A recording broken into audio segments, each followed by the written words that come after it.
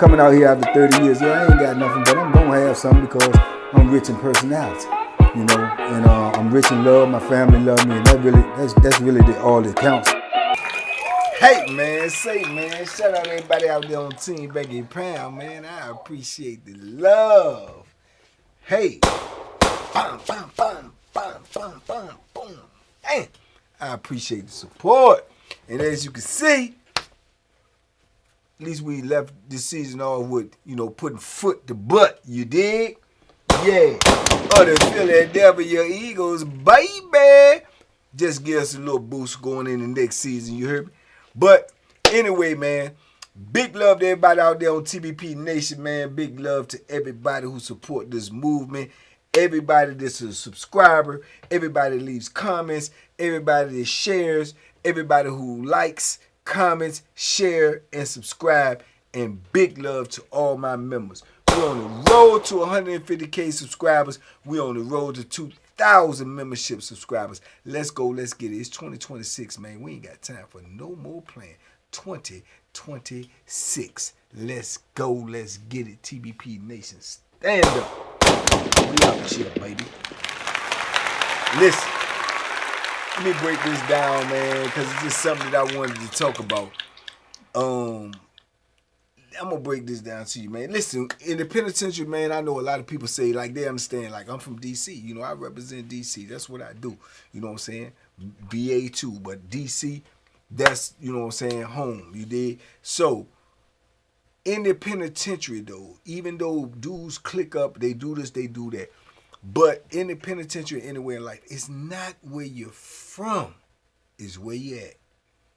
Don't let that get by you, man. I'm going to say that again. It ain't where you from, it's where you at. And during my course of doing my 33 years, man, I've ran into some really, really good brothers that was not necessarily from D.C. You know, I've had some real good partners, man, over the years that I really rocked with and would have really went to war with that was not from D.C. It was just because of the connection, the brotherhood, you know what I'm saying, the camaraderie. It's different, you know what I'm saying? And I remember when it started early, man, because you got to think that I'm from D.C., so when I'm in the VA system, I'm meeting way more VA guys, way less D.C. guys. You know what I'm saying? I didn't even know there was that many D.C. dudes in Virginia prison system until I actually got, you know, in the prison. You know, when I hit Augusta, you dig, when Dixon and all of them, you know, that's the first time I realized, oh, okay, some D.C. dudes in here, you know what I'm saying? Even when I was in the war, I only met like one or two dudes. Even if it was more there, I didn't meet them.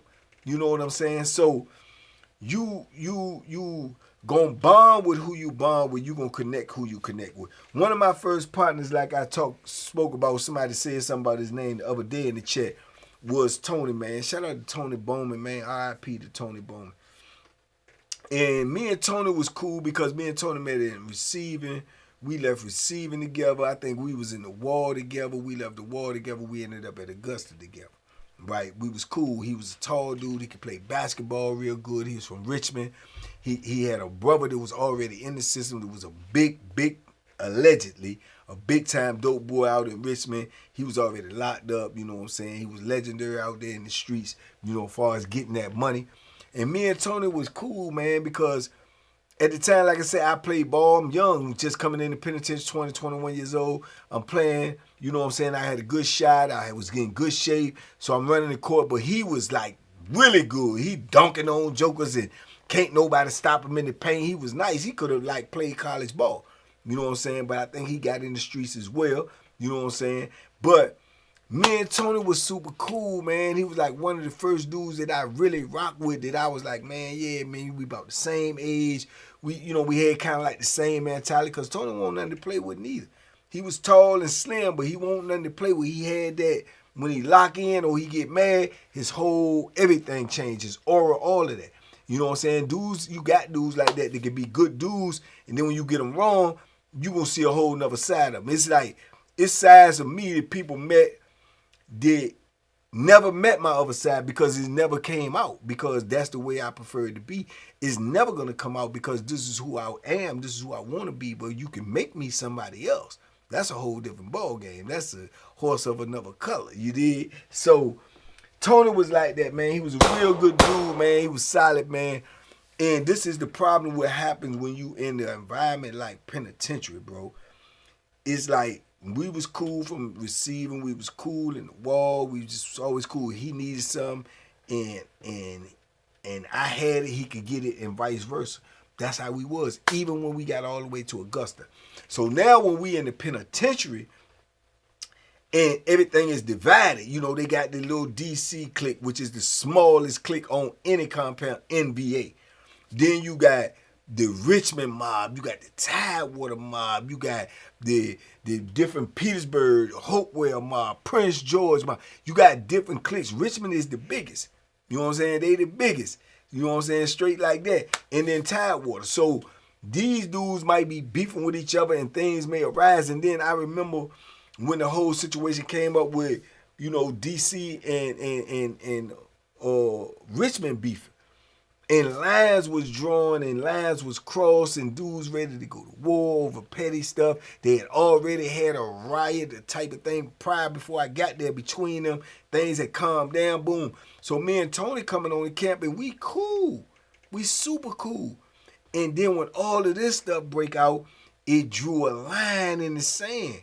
And that's when you realize that you could be super cool with somebody and they could be super cool with you, but their priorities may be different than your priorities. See what I'm saying? That's when it comes down to, like I say, it ain't where you from, man. It's where you at. But dudes don't get that. My loyalty goes to whoever I'm cool with, whoever I rock with. You know what I'm saying? But a lot of dudes don't see it like that. They gonna, when it comes down to it, they gonna stand with the side that they own because that's where they gotta go back to. And when you really look at it, you can't really fault them for that. You can, but you can't. You can because of the bond and the friendship that y'all done already built, but you can't because if you from two different places, when you both get out, you going to your place, he going to his place. He got to still go back to his place, and then he may have to explain or deal with why he chose that side or that person. So it could be, you know, backlash behind that. So it's kind of understood, but it's not, because if you're on the receiving end, that's just like anything. Whenever people on the receiving end, they never going to really see it the way you see it. Unless you're on the other end and you see it the way you see it. You know what I'm saying? So it's a funny and tricky thing, man. And there's a lot of people that ain't got that in them to realize it's not where you from, it's where you at and who you dealing with. And you have to hold on to that type of loyalty. That's where the trouble came in when it was the thing with Lil Billy, when Lil Billy was my sale partner, and I had knew Lil Billy since the wall. I mean, since Mecklenburg, when he in the hole. You know what I'm saying? Talking to him in the hole. I'm in the hole. He young. He can't even get out on the yard. He too young.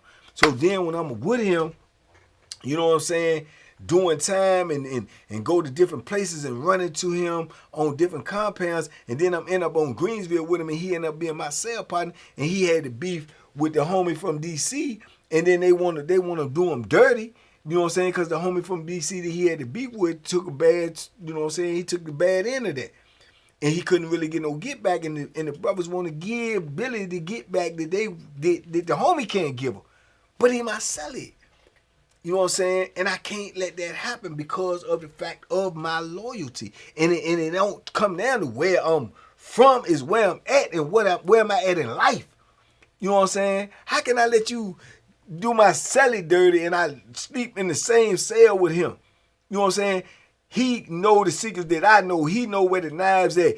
I know where the knives at. We done made a pact that if we go to war, we going to war together. Woo. Can't nothing don't supposed to be able to come between that. You know what I'm saying? Unless it's real live blood. Unless that's my brother, if he beefing with like my real brother that came from the same mother that I came from, then I got to, you know, that's different. But just to say, okay, the homies want to get you, I gotta back up away from you. Dudes do that. I can't do that because I ain't built like that. You know what I'm saying? Because I got a conscience, because I got to look at myself in the mirror, because I got to look at what I've already said to you, what I done already, you know what I'm saying, pledged to you. Did, you know what I'm saying, I got your back no matter what. You know what I'm saying? Because you my little youngin' and you my Sally. So I couldn't do that. And that caused a big rift between me and the fellas. And at the time, I'm like the oldest you know what I'm saying, DC dude over there at this time in this block on this side. So it's like I'm kind of like the general, but it's like I'm riding with the other side. So it was thick, it was crazy, and I didn't want it to get where I potentially saw it going. You know what I'm saying? I did everything that I could possibly do to try to keep that thing down, but the thing was getting out of hand. You know, God is good. God in the squad don't never fail you, and it turned out the way it turned out, and it worked out for the better. But I believe still it built up a lot of animosity, and it made some of the homies look at me different. You know what I'm saying? Like I'm on the other side, but it wasn't that. Because I would expect them to do the same thing if I was on the other end.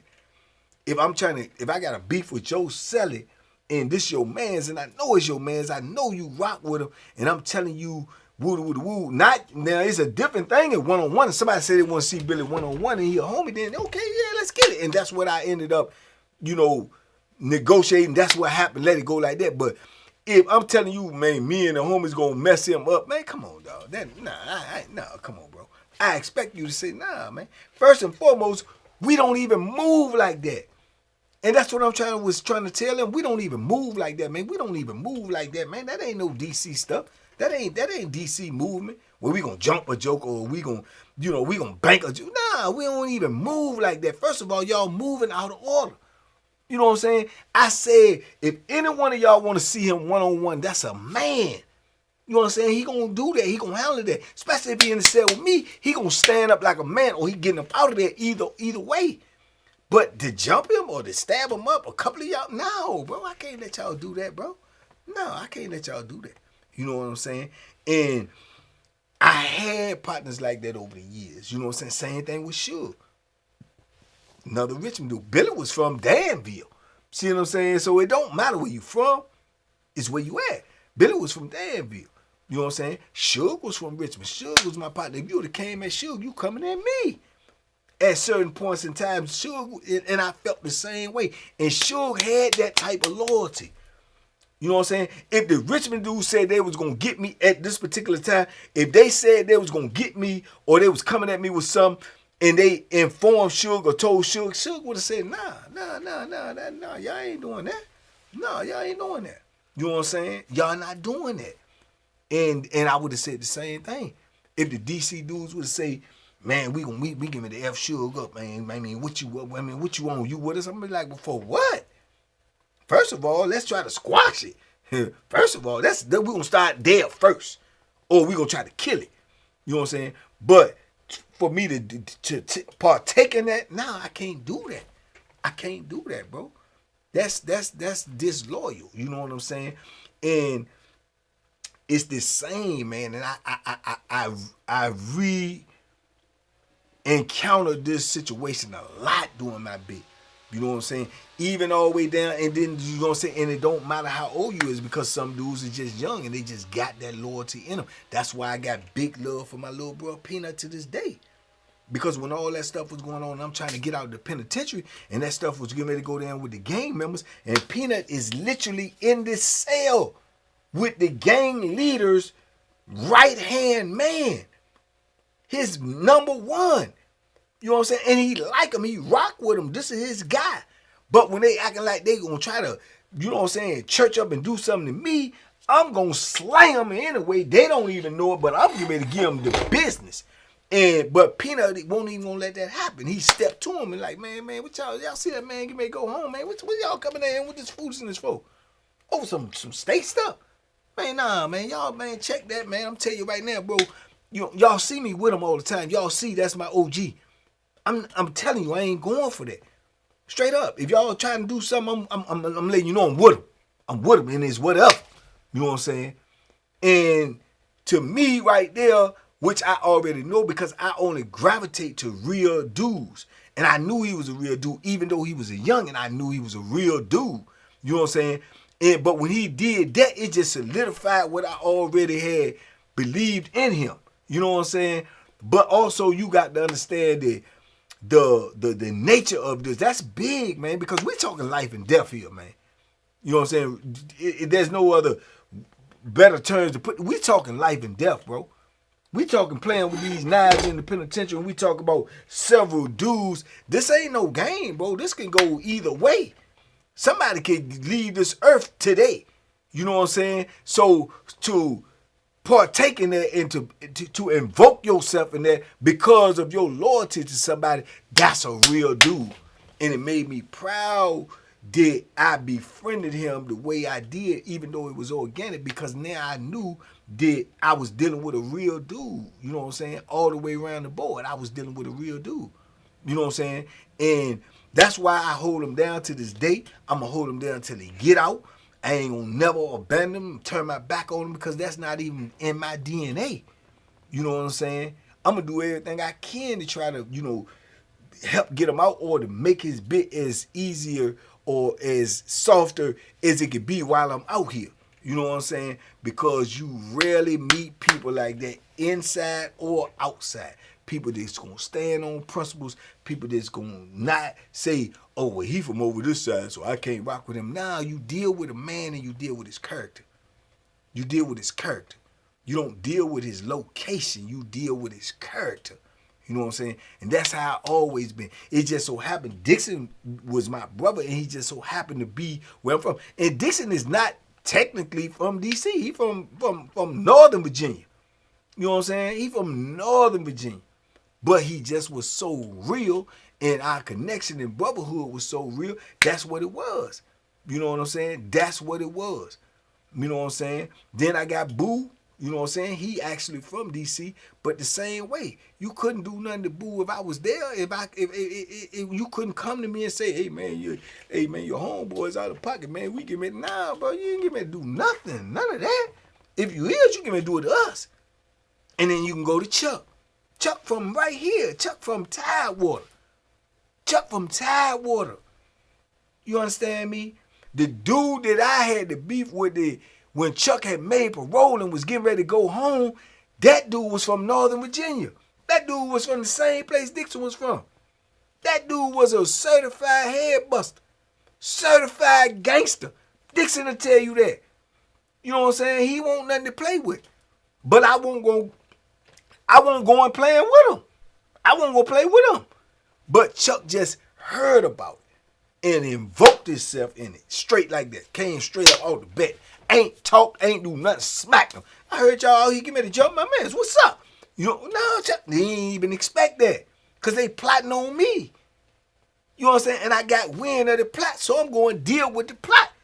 And then somebody go tell Chuck, you know what I'm saying, which to this day he never said who went and told him, but he was there ASAP. And when I came back out there, ready to go ahead and get it in, win, lose, or draw, he was right there on the scene.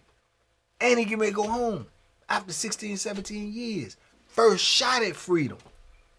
First shot at freedom. And he willing to throw it all away. You make parole, you get in one incident, one charge. It ain't even got to be nothing that significant to that nature of fighting or violence.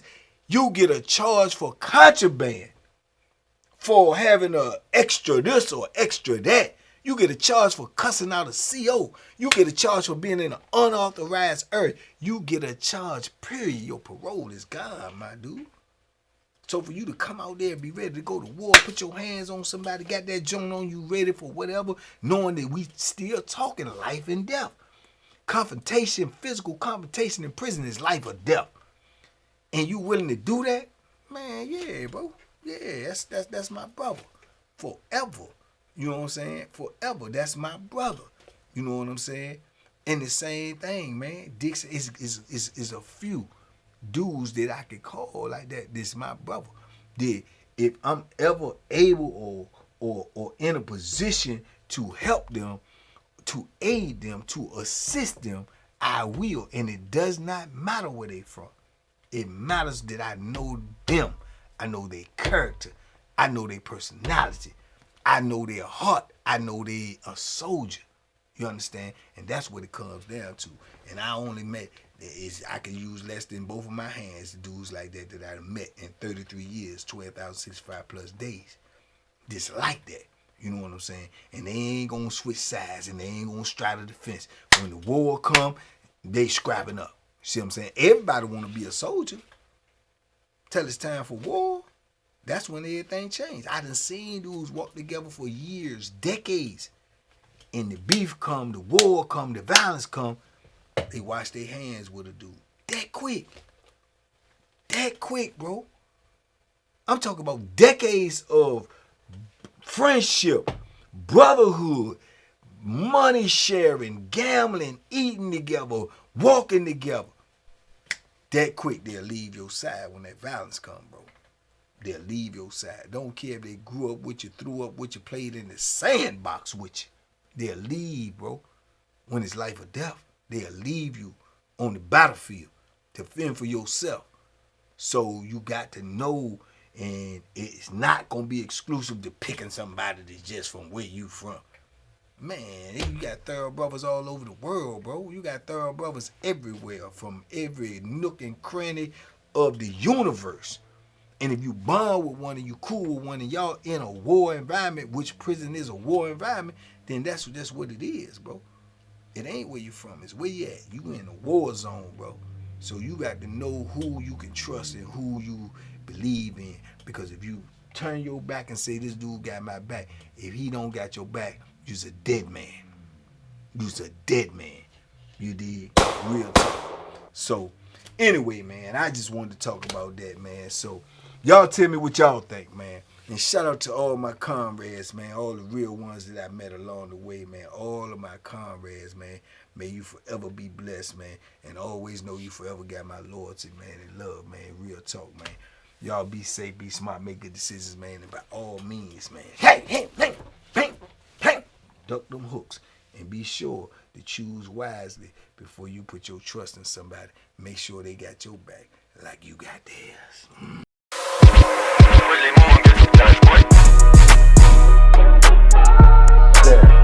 The banky special. Yeah. Pure deliciousness. Pure deliciousness, man.